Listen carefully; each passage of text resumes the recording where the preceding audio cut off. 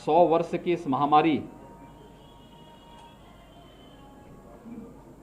को मजबूती के साथ मुकाबला किया जा रहा है और उसके अपेक्षित परिणाम भी सामने आ रहे हैं। प्रदेश के अंदर भी हम लोगों ने कोरोना महामारी के खिलाफ जो अभियान चलाया है, देश के अंदर सबसे बड़ी आबादी का राज्य होने के नाते उत्तर प्रदेश के सामने चुनौती भी सर्वाधिक थी, लेकिन आदरणीय प्रधानमंत्री जी का मार्गदर्शन, भारत सरकार का सहयोग, जनप्रतिनिधियों की हमारी सक्रियता, शासन के मार्गदर्शन में हमारे जिलों की टीम ने जिस युद्ध स्तर पर कार्य प्रारंभ किया, आज उसका परिणाम है कि जिस प्रदेश के बारे में आशंका व्यक्त की जा रही थी कि 25 अप्रैल से 10 मई के बीच में उत्तर प्रदेश में प्रतिदिन 1 लाख पॉजिटिव केस आएंगे और उत्तर प्रदेश की स्थिति देश के अंदर सबसे भयावह रहेगी, उस उत्तर प्रदेश ने पिछले 20 दिनों के अंदर, यानी 30 अप्रैल को हमारे पास जो कुल एक्टिव केस थे, जो हमारे पास सर्वाधिक केस आए थे, पॉजिटिव केस, वह 24 अप्रैल को आए थे 38,055 और ये आशंका थी कि प्रतिदिन 1 लाख केस आएंगे। 38,000 के बाद हम लोग उसको घटाते घटाते नीचे आने में सफल हुए। आज 7,700 के आसपास पॉजिटिव केस उत्तर प्रदेश के अंदर आए हैं।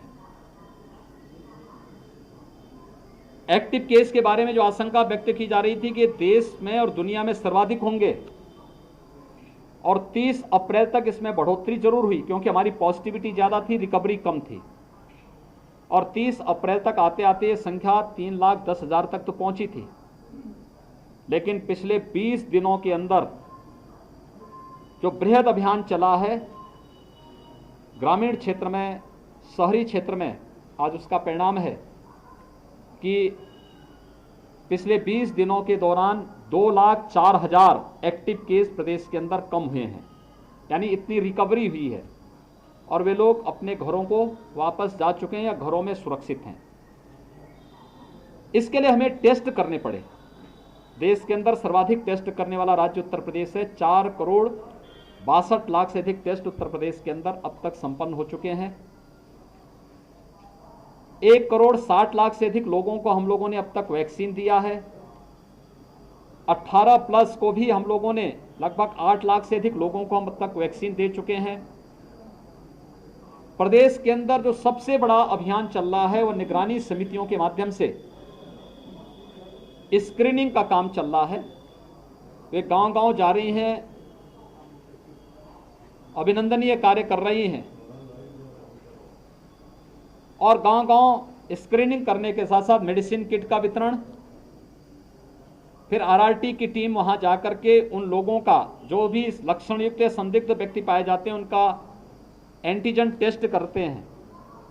एक बृहद अभियान चल रहा है और इस अभियान को हमारे जनप्रतिनिधियों ने भी लिया है कि अपने अपनी विधानसभा में मेरा गांव कोरोना मुक्त गांव एक अभियान के साथ चला, जिसका परिणाम है कि तराई की बेल्ट का ये जनपद जो प्रदेश के क्षेत्रफल की दृष्टि से सबसे बड़े जनपदों में गिना जाता है, लखीमपुर खीरी, इस जनपद में मात्र 1400 एक्टिव केस आज के दिन पर बचे हुए हैं।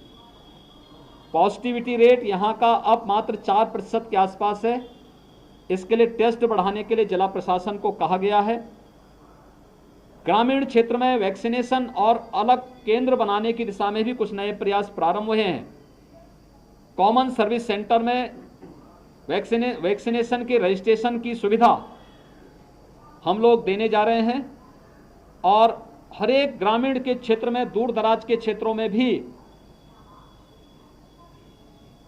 स्वास्थ्य की सुविधाओं में बढ़ोतरी करने के लिए जिला प्रशासन को निर्देशित किया गया है कि जनप्रतिनिधियों का मार्गदर्शन लेकर के हमें भविष्य की तैयारी भी अभी से प्रारंभ करनी होगी और उसकी तैयारी हर एक जनपद में प्रारंभ हो चुकी है। मैं यहाँ के जनप्रतिनिधियों का अभिनंदन करूंगा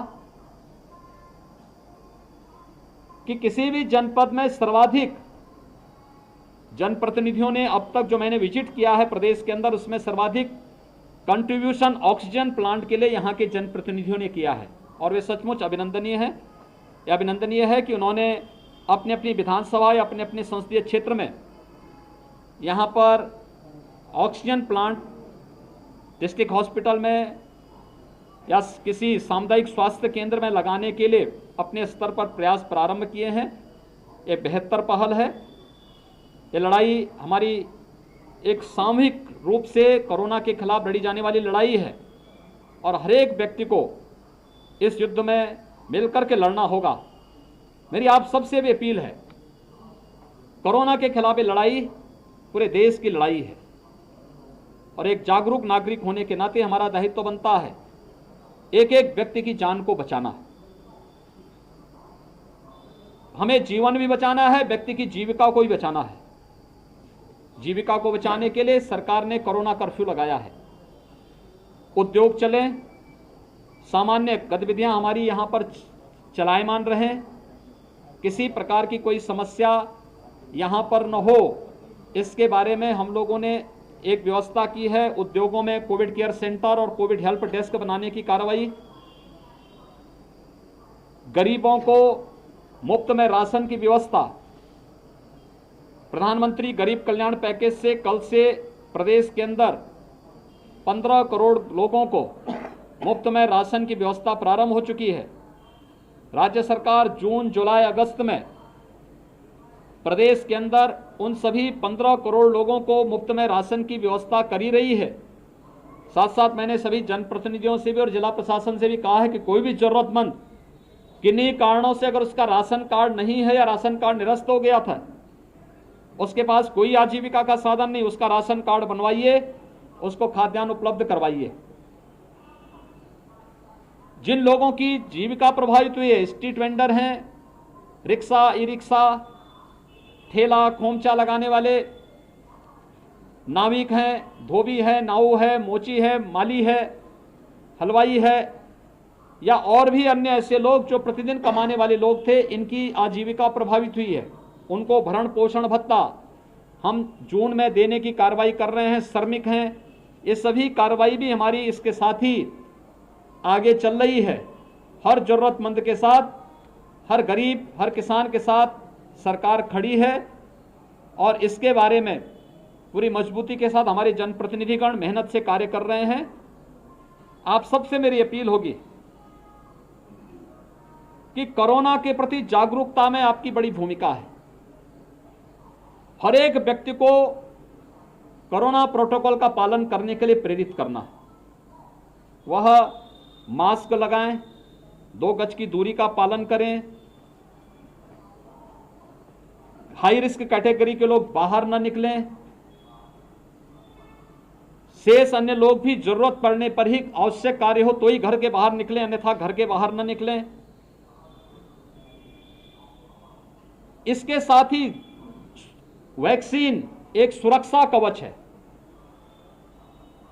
हम आभार व्यक्त करते हैं आदरणीय प्रधानमंत्री जी का, जिन्होंने देश को 2 स्वदेशी वैक्सीन दी हैं और एक तीसरी वैक्सीन भी आ चुकी है। जुलाई में कई और वैक्सीन आने वाली हैं। स्टेट गवर्नमेंट ने भी ग्लोबल टेंडर के माध्यम से भी तमाम लोगों को इस वैक्सीन के लिए वैक्सीन की उपलब्धता हो। ग्रामीण क्षेत्र में हर व्यक्ति वैक्सीन लगाएं, उसे बाहर नहीं जाना पड़ेगा। हम गांव के कॉमन सर्विस सेंटर में वैक्सीन की सुविधा उपलब्ध कराने जा रहे हैं, रजिस्ट्रेशन की व्यवस्था वहां कराने जा रहे हैं। लोग वैक्सीन लगाने के लिए जरूर आएं। इसके बारे में लोगों को प्रेरित करने की भी आवश्यकता है। हमारे जनप्रतिनिधि और प्रशासन तो कर रहा है, मीडिया भी अगर उसमें सहयोग दे सकेगी तो सफलतापूर्वक कोरोना के खिलाफ इस देश की लड़ाई को हम आगे बढ़ा पाएंगे। बहुत बहुत धन्यवाद।